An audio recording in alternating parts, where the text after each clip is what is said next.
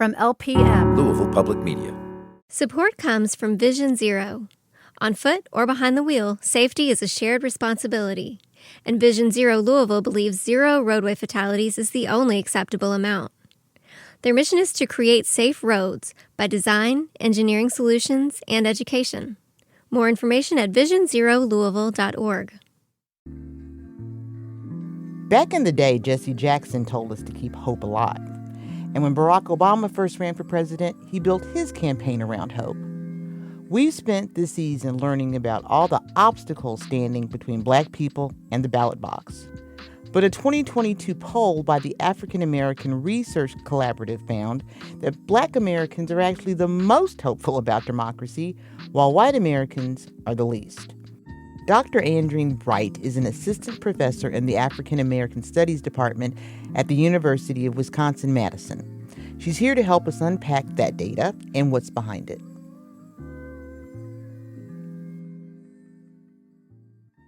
I'm going to talk to you about the oddest of things. And the odd thing is hope.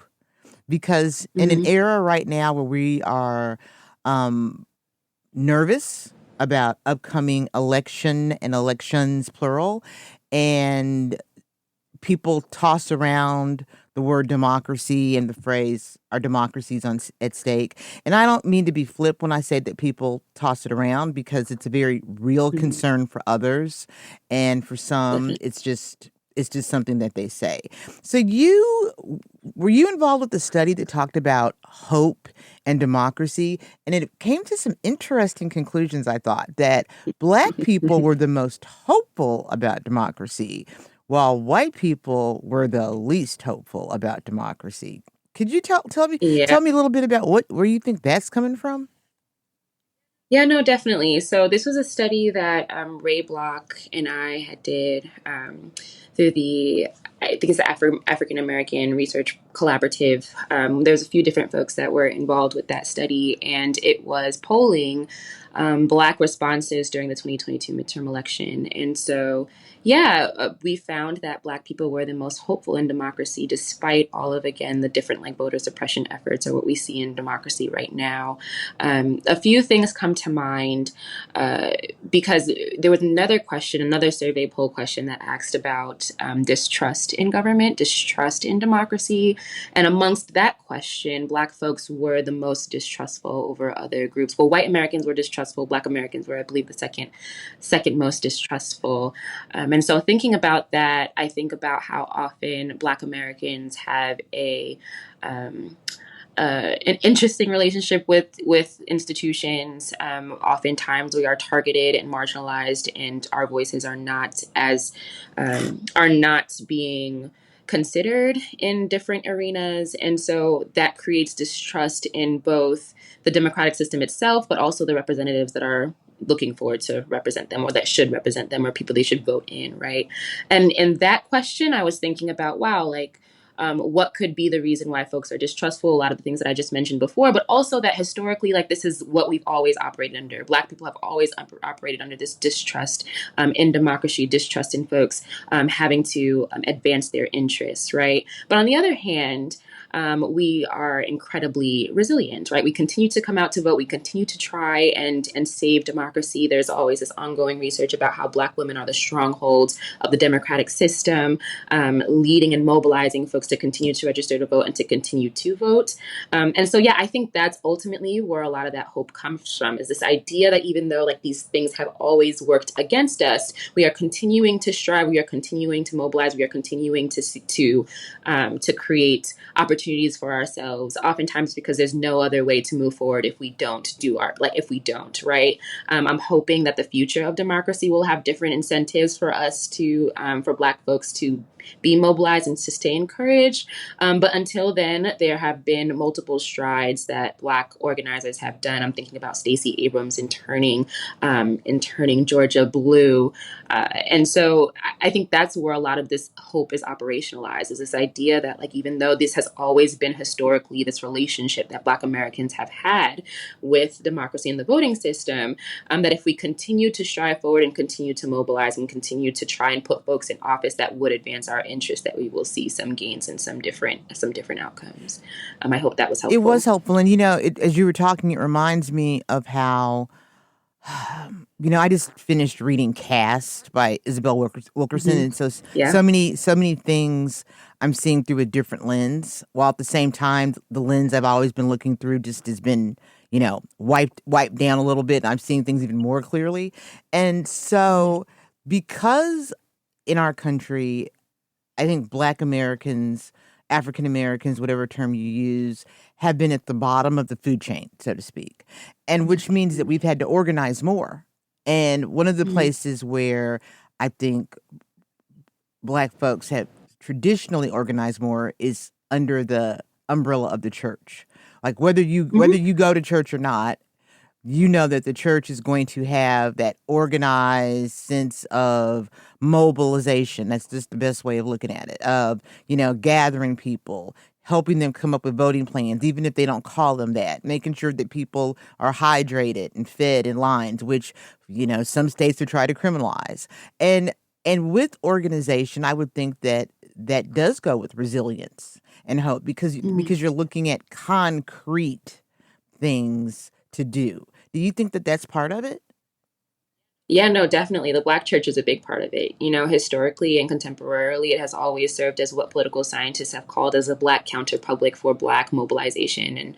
And so, yeah, oftentimes we even see it. And I've done work in Chicago, particularly with with the election of Lori Lightfoot 4 years ago.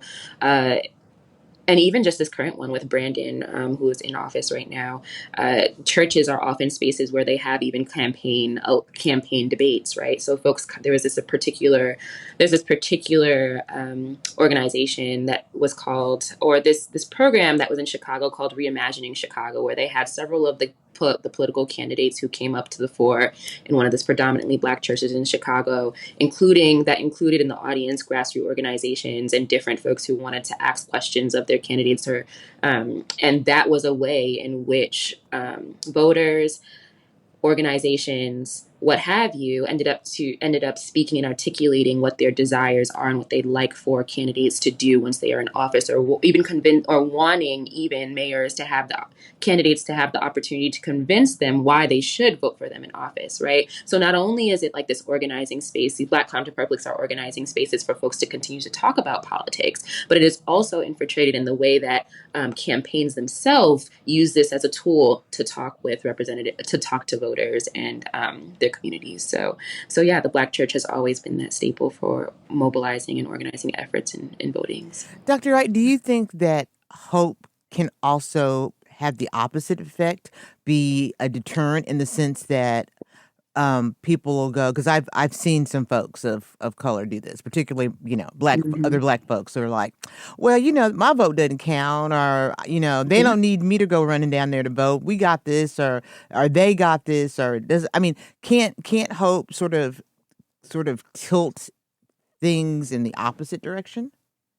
100%. So I currently have this research too that talks about how Black candidates often leverage their lived experience as a means of persuasion. And what that means is that often they use their identities like, I'm a Black woman, I understand what you're going through. I'm a Black man, I understand what you're going through. I'm LGBTQ, and I understand what I'm going through, what have you, what other those social identities are, in order to relate to their voter base, and hope that like if they share this kind of lived experience and these lived realities, then they would be able to advance those interests or even understand those interests better. But so often now we've seen a lot of Black mayors or Black representatives, Black politicians who share these same racial identities that don't often advance at least what voters would hope for folks to advance. So often in this pluralist democracy, we have multiple examples in which there are very little ends once we see Black people in these leadership positions. And so you would then begin to be hopeful that this kind of commonality of these politicians would advance or do something different than what former politicians were like.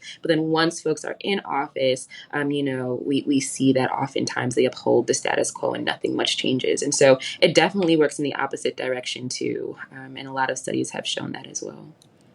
Yeah, because in addition to, I can see how hope can sort of be akin to taking for granted what's in existence. 100%. I also see the opposite of the black vote and the brown vote being deflated is if as your study shows that white people are the most distrustful of democracy, it would seem to me that that is a brand of mobilization in and of itself, right? Where if white politicians who are directly sort of doing that dog whistle politics to white voters, then that would be a way of basically being like, well, you have to vote. If we don't vote, then we are going to lose X, Y, and Z. What do you Yeah. say to that?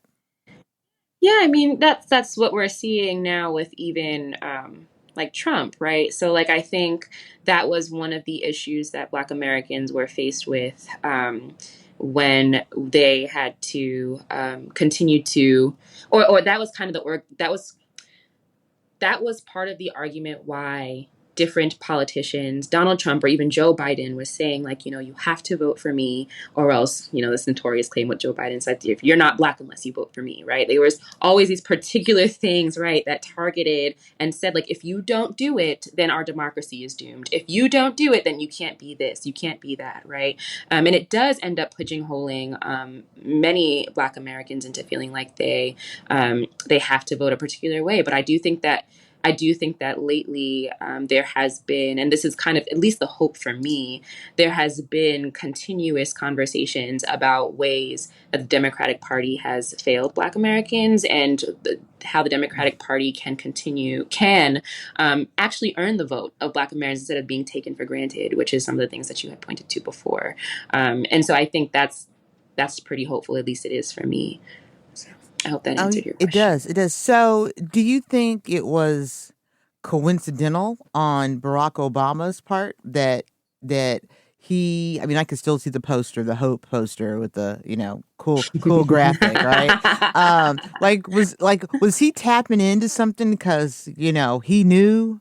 What do you think? Oh boy, that's actually a good. You want to know something? I never actually made, believe it or not, that kind of connection. Even when we wrote this article in that paper, I don't even think we pointed to Barack Obama. But that's a really good point. I think, um, yeah, I think Barack Obama, and there's several research that shows this too, and I talk about this a little bit too, was really a mastermind in the way that he used some of his rhetoric. The hope included.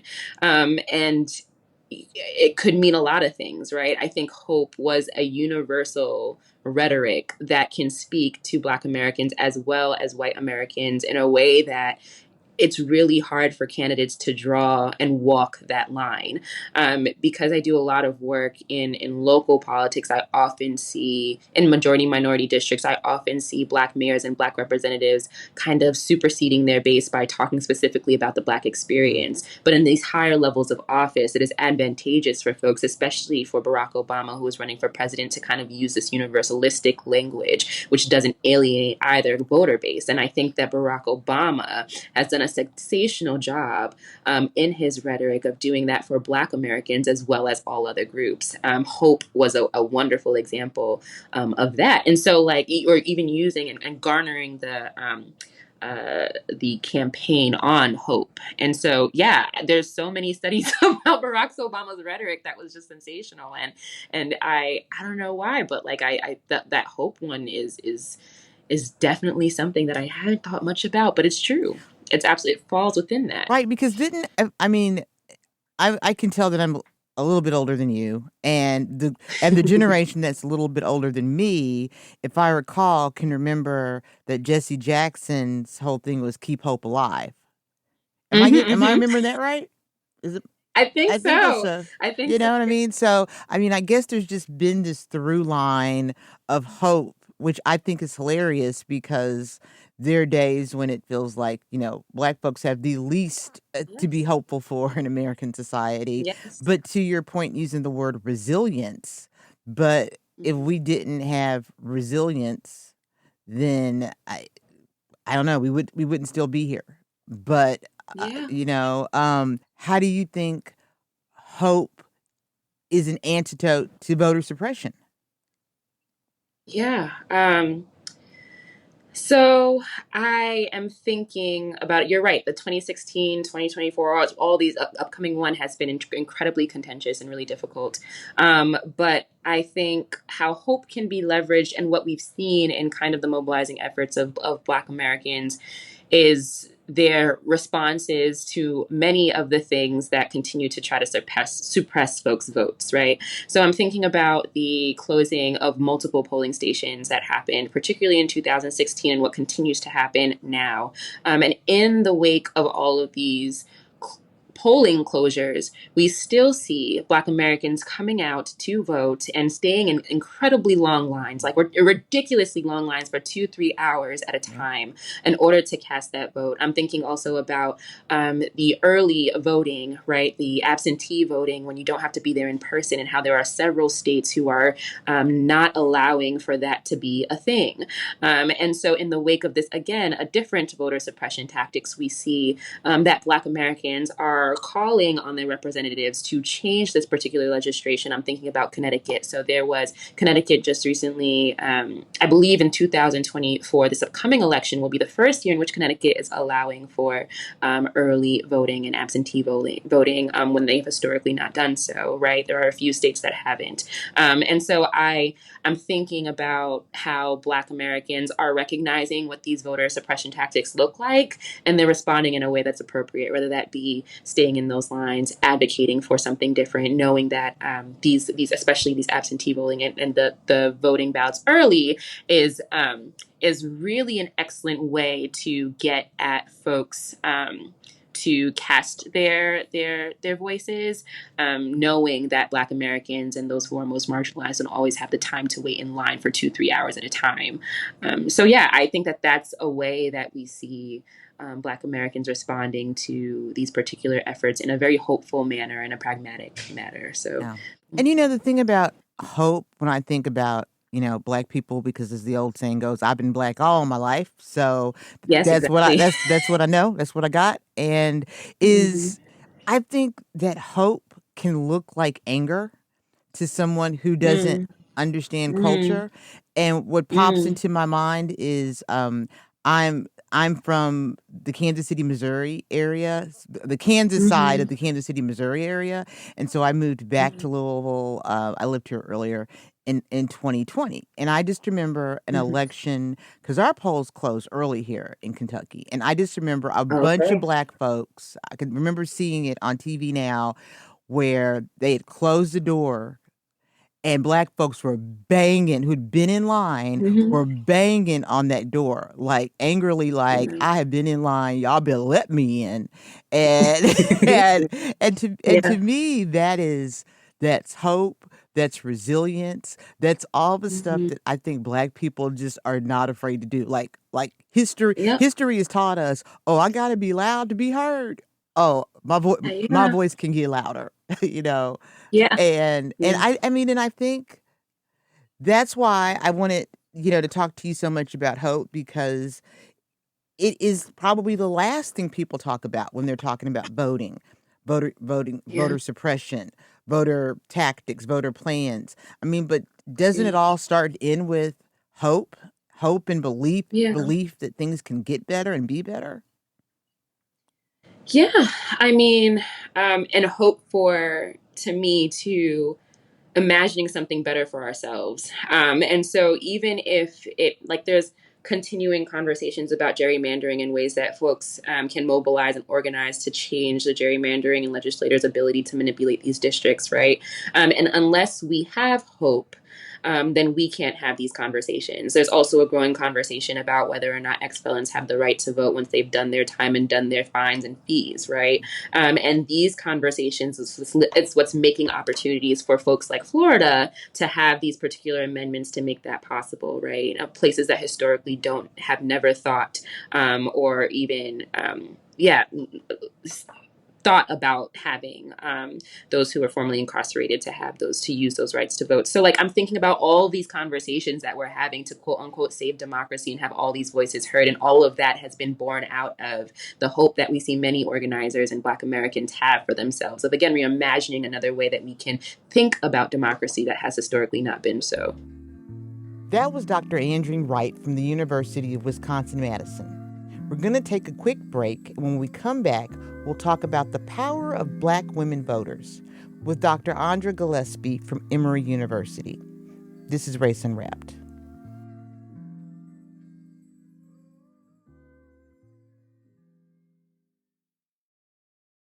Welcome back to Race Unwrapped.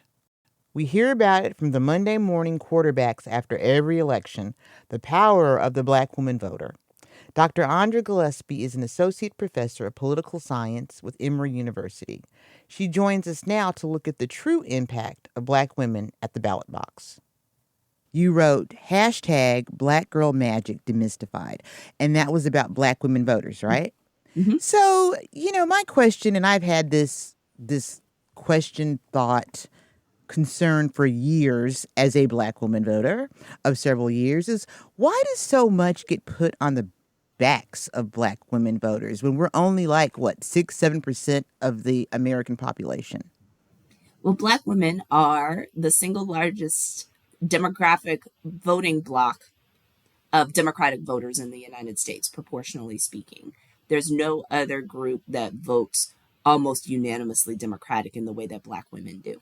If you're looking at numbers overall, most Black people are voting Democratic in elections. But if we look at the differences between Black men and Black women are even more likely to vote Democratic than Black women. And so that 90-ish% average, give or take a couple of percentage points, is up into the 90% for Black women. And so because proportionally speaking, Black women are almost uniformly Democratic in their voting behavior, it makes them the base of the Democratic Party. It's also amplified because of the way the criminal justice system works in the United States.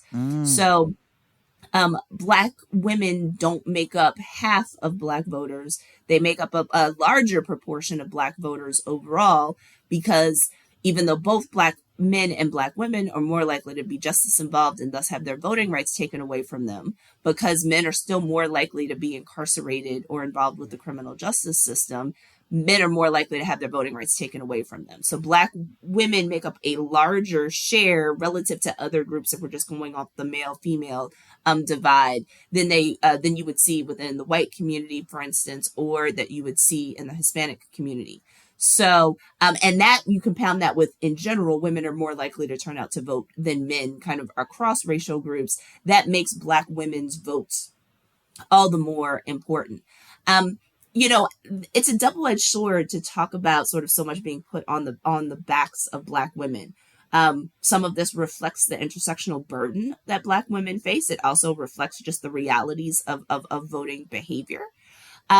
But also the attention that has been placed on Black women is also a demand for recognition and respect.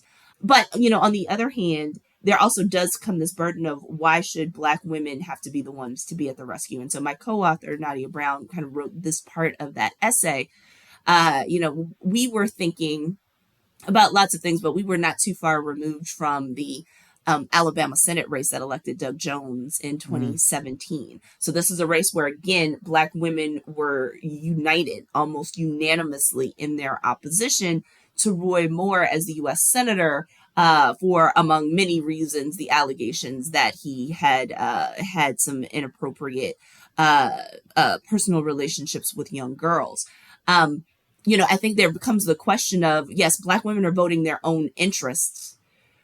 And those interests, I think a lot of Black women would like to think, are aligned with the interests of the country. So in this instance, not electing a pedophile or an alleged pedophile to the U.S. Senate, but this should be everybody's interest, and it shouldn't just be Black women who are making these types of decisions. And so I think the question now is a call to exhorting all Americans to take their civic responsibilities seriously, to participate in politics, and then also to think about kind of what it is that you're standing up for and what values are you putting forward when choosing to select certain candidates over others. It doesn't have to be on a partisan line here, right? I mean, I think, some of those issues that were borne out in that race are, right, do you want somebody who has these allegations of, of pedophilia for all intents and purposes representing your Senate, even if you might agree with him on party or agree with him on issues? And I totally get that again, you already have dropped so much knowledge in just a few minutes. And what you just said about voting values versus party line, it just happens to be the party line and the values seem to coalesce. But one of the things I've been saying to people, and wanted to know your opinion is that I personally think that what separates how black women vote from how everybody else votes is that we tend to look at who will do us the least amount of harm when we're voting for a candidate. So we don't have the luxury of going, "Oh, I'm only voting for so and so. I'm only voting for so and so." We look at candidates and go, "Okay, which one of those people in office is least likely to affect policies that will harm me?" Do you think that's true or fair, or am I off on that? Well, so I think that there are a lot of things that are there. So first, it's the idea of how do black voters in general choose candidates. And so there's a theory that's been around for about 30 years that talks about African American political behavior. And what it emphasizes is that blacks don't make political decisions in a vacuum, and they're not making political decisions necessarily for their own personal benefit. And the concept that we think about here is this idea called linked fate. The term was coined by Michael Dawson, recently retired professor at the University of Chicago. Are you saying linked fate, FATE? Yes. And so the survey question that he's using there is, do you believe that what happens to other black people affects you? Right. In the United States, in part because of our belief in small L Lockean liberalism, like we tend to think about things in an individualist kind of manner. And so to the extent that people are thinking about rationality, they usually think about what's good for me personally, maybe my immediate family. Black people don't have that luxury. One, they've been lumped into a group where they have been identified and targeted for marginalization because of their racial identity, right? And the only way that they have been able to kind of manage and navigate that marginalization is to work together in groups. And so there's also the attitude that you might be able to personally succeed or get away or transcend, but there are limits. There's a ceiling to how much that happens. And so even if you are able to get out, there's still probably something that's going to pull you back into the challenges that the community overall is going to face. At the time that Dawson was writing, he was thinking a lot about class, because the big question was, well, why aren't middle class blacks becoming Republicans, right? They should like the tax breaks that the Republican Party stands for. And what he was arguing was, yeah, blacks are discriminated against because of their race, even when they are of more affluent class status. Oftentimes they still maintain strong ties to black communities. They are barely sort of, out of poverty or working poverty. They still might be financially responsible for people. So there are all of these reasons why black people would actually have incentives to actually think about group interests as opposed to just their individual interests. And so what he argued was that when black people were making voting decisions, they were making decisions based on what was good for black people, not necessarily what was good personally for them. And that translates into thinking about, is this candidate good on civil rights? Because it could affect somebody else, or it could also affect me, but for the grace of God, am I not George Floyd or Sandra Bland today? There, but for the grace of God, am I not getting followed around the store, or, being subject to housing or employment discrimination? And so the recognition that these things could happen to you, even if you have done everything you were supposed to do, right, is the kind of thing that kind of ties black people to each other and their sort of political decisions to kind of look like they're in lockstep with each other. Linked fate actually belies a lot of heterogeneity beneath the surface that often manifests itself in other types of policy debates. But when it comes to things like voting in elections, right, it's why blacks are so overwhelmingly Democratic in their voting behavior. And there are other places where we can see blacks putting kind of policies that would be good for black people ahead of their own individual interests, particularly as they are more affluent. So what I hear in your statement is that there's a certain pragmatism, right? And that pragmatism could also manifest itself in other ways in terms of not letting the perfect be the enemy of the good. Yes. So Dawson and others like Catherine Tate have long noted that often blacks' political preferences have not perfectly aligned with the Democratic Party, right? And there is this discussion and this reckoning right now amongst Democratic activists and sort of establishment Democrats about how to reconcile those two, right? Where people are making demands of you need to show up earlier in communities, you need to campaign for your vote. My vote is not automatic for you. But in the reality, we also have to consider, all right, which candidates and which parties have views that while they may not sort of perfectly agree with your preferences are actually closer. And I think that there are perceptual differences and in fact, real policy differences that sometimes will say, hey, perfect isn't available to me, so I'm going to go with the next best option. Right. And so there is a certain pragmatism that's there that doesn't always get reflected in public discourse.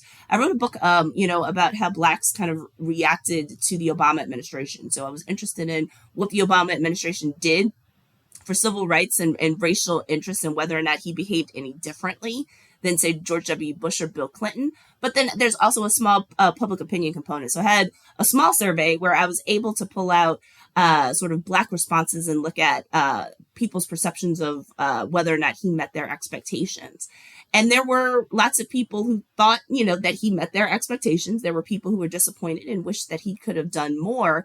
But I think it's important to kind of keep that in mind, even as you can point out things that could be better with administrations. And so, no administration is going to be perfect, but I think the question is, well, what would have happened in the alternative? Right. If somebody else had been in office, how would these policies have shaken themselves out? And so there are a lot of Black people who are, in fact, very pragmatic. And so who sometimes keep their expectations on a little bit more of an even keel. And then That they would be me. understand that you're not going to get everything that you want, but as long as I get a lot of what I'm looking for, and I know the other side wouldn't have given me nearly as much, then I'm comfortable with the decisions that I'm making in terms of who I'm supporting. So on that note, one of the things that I've been hearing, and you are a political scientist, so you probably hear all of this 100 times more than I do. But I've been hearing how there's a perceived shift in how Black men are voting. Have you seen that? People are acting like the shift is new or that the gender gap is new. The gender gap's actually been around for a long period of time. People have just started to pay attention to it recently. So there was a gender gap in the 2012 election, for instance. So there is a gender gap. Black men are less democratic in their voting behavior than Black women. It makes them the second most loyal Democratic voting bloc in the United States. So I think we need to still put that into perspective. Right. So I know you studied polling, and I want to ask you, how trustworthy are polls, and do they get more trustworthy the closer you get to an election, or do they get less trustworthy? Well, there's multiple parts to the question. Right. In determining the trustworthiness of a poll, the things that you want to think about are, was the data randomly collected? There are going to be biases introduced based on whether or not people talk to you. But you certainly don't want to look at something that sort of pops up in your social media feed where people can self-select in. You do want the polling company to have randomly reached out to people in a population and sort of have taken that seriously. There will be weighting that will have to happen afterwards because people don't respond. And so non-response bias does actually end up impacting your responses. You also want to make sure that you're talking to a large enough sample of people to be able to say things. I think people expect polls to kind of perfectly predict election results. They were never designed to do so, right? If we could talk to everybody, that would be great. That's too expensive and too time consuming. So when you're talking to 1,500 people and trying to get them to stand in for 150 million people, right? You have to know that the number that you are being told is the middle point of a possible range of numbers. And that's where sort of paying attention to the margin of error and the confidence interval is actually really helpful. Big thanks to Dr. Andra Gillespie from Emory University and Dr. Andrene Wright from the University of Wisconsin-Madison. Okay, we've spent this season talking about the challenges Black folks face historically and today when trying to vote. Now, if you think voting is hard, just imagine trying to run for office. We couldn't let this season go by without talking about the barriers and rewards to Black Americans running for office, especially while a Black woman is running for the highest one in the land. We'll unwrap that next time in our season finale. I'm Michelle Tyreen Johnson, and this is Race Unwrapped.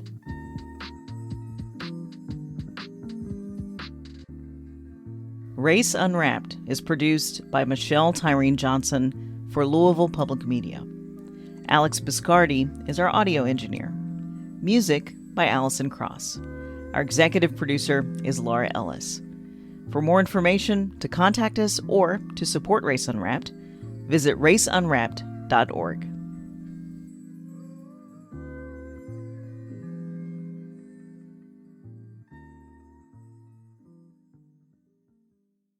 Support comes from Vision Zero. On foot or behind the wheel, safety is a shared responsibility. And Vision Zero Louisville believes 0 roadway fatalities is the only acceptable amount. Their mission is to create safe roads by design, engineering solutions, and education. More information at visionzerolouisville.org.